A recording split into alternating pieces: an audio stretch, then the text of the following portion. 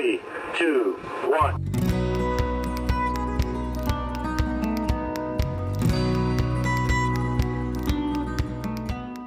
Okay, welcome back. Well, this is all tacked in. I just wanted to put the molding up just to see how much of the weld is exposed. That way I can see the quality of weld I'm gonna do. Obviously, I had to kind of bring it down in these corners, but like I said, I tied it in and kind of like bent and massaged each end. You know, not perfect, obviously. You know, this is a home build. You know, guys. The only thing I got to do now is I need to bend this edge up to my reinforcement bar underneath, cut it to length, and then tack it across there. But like I said, I think I still am gonna bring down like a little drop so I can have some spots for key and ignition and some other stuff. A steering column, I need to measure and see what's going on there. You know, I might have to get into the bottom of the dash a little bit, but maybe not, we'll see. I cut my boards down to size for the new setup. So if you look back here, it kind of takes out, you know, the 21.5 inches in the back. So that's what I'm going to be losing, because the frame in the back is holding up the body. I don't want to be cutting too crazy or anything yet. I just kind of wanted this in place. What that is going to do is that's going to get rid of one of my supports. If you know this, there's a support here that runs and your gas tank used to mount to it. Well, if I put that all the way in the front, it'd be right next to that other, there's a structural seam that runs across here, and that's what holds the front of the body up. I don't need it that close, so I can get rid of one of these. This other one can move to the back, and even that is like kind of a stretch, because if you see on here, like there's a cross member that comes up. This butts up to the bottom of your plywood, but also this is structural. Like I said, this holds, and then the wood sits right on here. So it's like I might be able to get rid of both of those, which is, it is what it is. But I do need a big C-notch for having this truck this low. So what I'm going to try to do today is cut out my arches way up here, which is good. I didn't want to replace this. I didn't like how this patch was turning out over here, so I can cut all that back off. Once I move the body forward, I'll just make these little corner panels, which won't be much because, as you can tell, like, it's not very long back here. So that's how that's going. Doing a lot of thinking whenever I was cutting this up and the floor's out. I was like, oh crap, like this axle's so close to the back. I was gonna have a lot of issues with my 4-link bars. So I was like, man, I need to get some 4-link bars and mount some stuff up. So these popped up. It's nice if you buy things in a bundle and then sell things off. So that was kind of my game plan. I was like, let me buy the whole setup. They're cheap 4-link bars, cheap airbag setup. I was like, well, maybe I could sell all the airbag stuff and make my money back. So I bought the 4-link and all the bag stuff for $300. I don't really want to mount all this, and I don't really want all this extra clutter. And for me, the big problem is I don't know if I can get it to fit in the frame and clear everything. For one, I'd have to make like a heavy plate that goes on here, and that's something I was kind of going against. You know, like even if it does fit up in there, like it'll be tight, and obviously airbags, you gotta be very careful on anything rubbing. It probably could work, but you know, you have your tie rod ends come over here. I'd have even more issues with my sway bar, which I'm already kind of probably gonna have some issues with. So I don't think I'm gonna do that, because if you look, my arms are in so far that it'd be like, I'd probably have to notch that. I don't think it's going to fit. So I think I'm just going to sell all that off. Try to get my money back. And just have some free 4-link bars. So as we're talking, I'm kind of making up my mind. I think I'm just going to try to sell all that off. Now I have 4-link bars, which is cool. These are about 26 inches, which isn't very long, but also I don't plan on much travel because the Corvettes don't have much travel. I got this horn cap. Like I said, I wanted a Packard horn cap. It's actually pretty close to fitting in here. Like I don't plan on the horn working for sure, but it's pretty close to fitting already. So I'm gonna see what I want to do to attach it. If either it's going to I'm gonna notch in here and it's gonna slip in, which is cool, but if I need to pull it out, I'm really afraid to pull it out and break the plastic. I don't know how you do that without breaking it, but or this is the original style. It has these two little like prongs that go in. Maybe I can attach it to that and it just slides and stays in, like, you know, and maybe I'll, you know, put it in with RTB, something that's like got some friction, but I can pull it back out. That's probably the better move instead of this like clipping in and being really stuck there.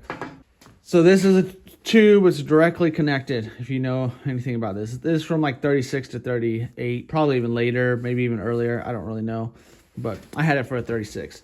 So there is a sleeve on here that I want to get off because the outside shaft mounts right to there. So hopefully I can get that off, and then maybe I can make that be my end play, because right now it's like there's so much play with the shafts in there. You can buy a kit, but I'm trying not to buy things. Well, this is one of those projects where hindsight is 2020. I told you I wanted to try to see if I could make the Chevy horn button mount up to this. I don't know. I was thinking all stupid.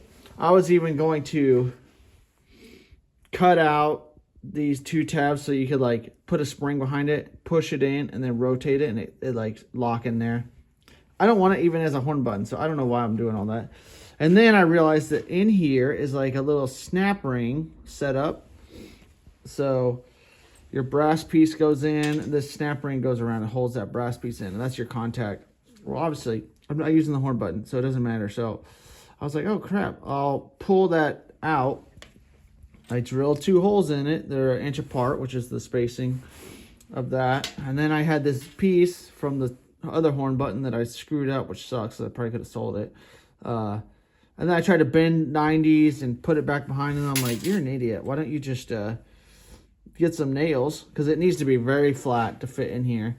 Get a nail, put it in, and then hopefully get that snap ring in. So then those will slide down in. If I need it tighter, I'll just smash the end of that just to widen it out a little bit. That way it has a little friction whenever it goes in. But man, wasting a lot of time. Well, this is how it turned out. You know, not the fanciest, but kind of annoyed it took that long. So I still need to notch off the sides because the stick out tabs are too wide, and it's also very tight on the outside. But I think if I knock off the tabs, it might squeeze in, which would be nice to center it. So let's keep going. It kind of sucks too because there's some of these have a chrome trim ring, and I really hope I can find it, but hopefully it doesn't make that wider. I had to kind of shave on the sides a little bit and knock those ends off, but now it goes in. You gotta get the nails to line up, and then it is nice and tight in there. I'll probably have to put a little notch so you can get something in there to pop it back out. It's tight enough in that it's not coming out, and it's pretty hard to get with your fingers. So what I've been doing is popping it from the backside, but I'll probably put either a little notch in the steering wheel or a little notch in this. But I didn't want it to be custom to the steering wheel because hopefully whenever I find a new good steering wheel, I can just pop this in, but it's in there. More Packard stuff for the Chevy. Spent way too much time trying to get some bearings out of one of my bikes. It fits pretty close, but a little too big.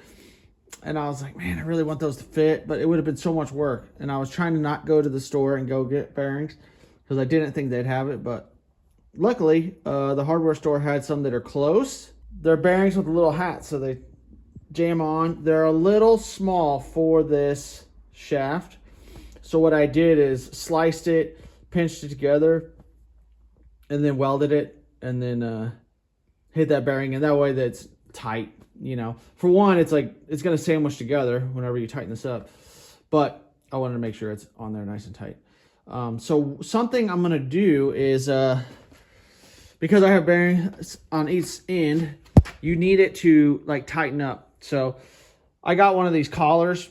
Also, I had to cut this much off of the back of the steering wheel because now that steering wheel is gonna go flush to here. Before it used to, the sleeve used to slide in this groove, but it's not going to do that anymore. So cut that so it's flush, so whenever it's butted up, you won't see. Something I'm going to do, like if the bearings start loosening up, something you can do is if you pull that back apart, you can shim on this end, because this end will be welded, and then each time that would tighten up any loose tolerance you have on this end. But the one thing you kind of have issues with these taper ones is that once it hits the taper and jams up, you can't tighten up more. Like, it's not going to push it down there much more. So I'll probably end up having to like shim down here a little more, but this is probably going to stick out quite a bit more than it is right now once I get the steering wheel on.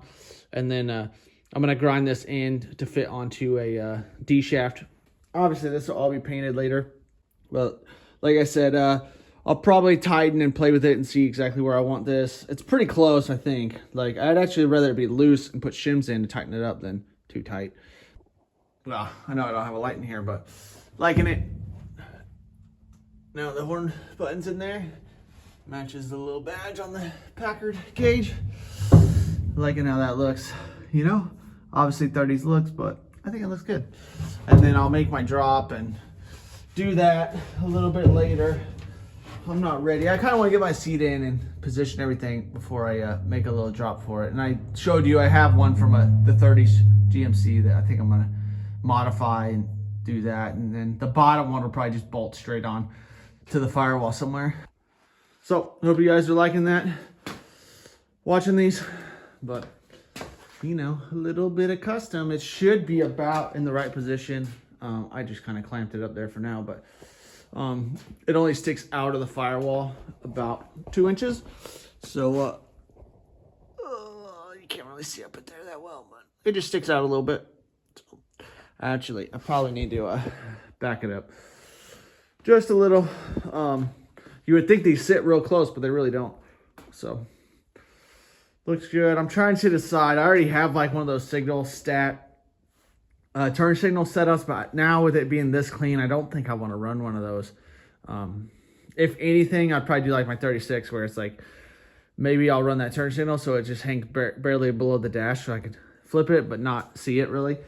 But I don't think I could run one of those big old turn signal setups on here and think it looks good. So or if I had a really old one, but the signal stat is kind of the 50s look, you know. I'd rather have a really, really old one. We got a problem. I tried to talk myself out of it, but I was like, before I talk myself out of it, let me just see if it fits. Ugh. It fits. So that's a 7-inch bag. If you've never done air suspension, you know, there's 6, 7, 8, all sorts of different ones. 7 in front, I think is what I ran on my C10. This one will probably be a little lighter, but that's what bag is in it. If I decide I need to go down to a 6 for like spring rate issues, I could do that later. I'd probably still scoot it away from the frame just a little. Airbags, you know, bulge some. And eventually, I'll probably just use these for mock-up and then get some of the Slam specialty bags. They don't expand the same. They also have internal bump stops, which are nice, and I always had good luck with them. Because I was going to have to make a plate for the coilovers anyway on the bottom, it's actually kind of like, whatever, I'll just make a plate for this. And then I think something that it might help with is because I'm having issues with the sway bar. And I think what I'm going to do is make a plate that's up a little bit off and then run a shaft all the way to the back side. That way the shock can mount on that side, and then the sway bar can mount on this side. I think I'm gonna run some airbags. Not because I want to air it up and drop it, but airing it up would be nice. Obviously, I think it's going to be very low, so I don't think I really need to worry about that. Instead of having to spend $2,000 on coilovers, I think that's the move. I do need to spend some money and get some fittings, just some mock-up fittings for now. It won't be that bad, I don't think, to make the mounts. Either mounts, maybe that lower one will be a little more complicated, but not horrible. The top mount, you know, it's just going to be a flat plate over and then a little reinforcement, which will be kind of nice to tie everything into that cross member a little bit. The rear will be nice too, because coilovers, you know, will get a little tall. Airbags, you know, they kind of tuck in pretty nice. I guess that's an exciting change for the Suburban. We cut some stuff out today. Like I said, it's supported in the back, supported in the front. This stuff was not doing anything structurally, trust me. Hacked out a big old chunk. I even hacked out below it because all this was disgusting. And then I hacked off the bottom 2 inches here. And then this is basically where it's gonna end. So basically I'm coming up 2 inches, making that turn, and then the door obviously is gonna come up 2 inches. And you know, so all that will look the same, but that will mean this little door sill will be shorter, which I'm totally fine with because it's all rotted out. I'm going to make that anyway. I kind of want to get this stuff out of the way because I do want to make my 4-link setup right in this area and hopefully maybe mount also to this, tie in all together. But this structurally is kind of the only thing holding the truck together, which is nuts because it's a pile of junk. But in here, you can see there's some structure. There was like a support that was in there and I had to mangle it up to get it out, but she's out. And then I'm pretty sure the cab is going to get, the back is probably going to get cut somewhere in here and graft this in because I want that turn to end back here. So I'll probably have to start here to make that radius right here. But again, I'm not doing that yet. I really want my fenders in place, both those cut out. I want to make something to support in the back and then support the whole body because once I cut this frame, nothing's going to be holding up the back of the body. Obviously, everything sits really low, which is an issue. For all those guys, I know you've heard me say it, but this is why I got a project that was such garbage. This is how much I've been cutting out. So everything in the back, like I said, I need, that was all junk anyway. So it comes here, wheel well. Obviously I have to build everything back here, but it's just disgusting up in here. Like I showed you on the other one, it's just Bondo filler and rivets and riveted more panels over the top of other panels. You know, I'm not hating because, you know, I'm going to patch it together too. Hopefully a little better quality, but if you hadn't seen, this lip goes under and there's a lip and that's where all the water sits. So that's why it's all rusted out up in here. But I'm going to figure that all out later. But at least now the boards can go back on. I'm going to cut this section that's riveted off just so it's easier to get to. I'm going to try to decide what I'm going to do with the frame rails back here. If I'm going to, if you didn't know before, these have like wooden blocks and then that support goes on top. And I'm like, why should I need any of that? Like, it is nice to have some space between the frame and the boards, but I'm also like, then I wouldn't need that stupid cross member.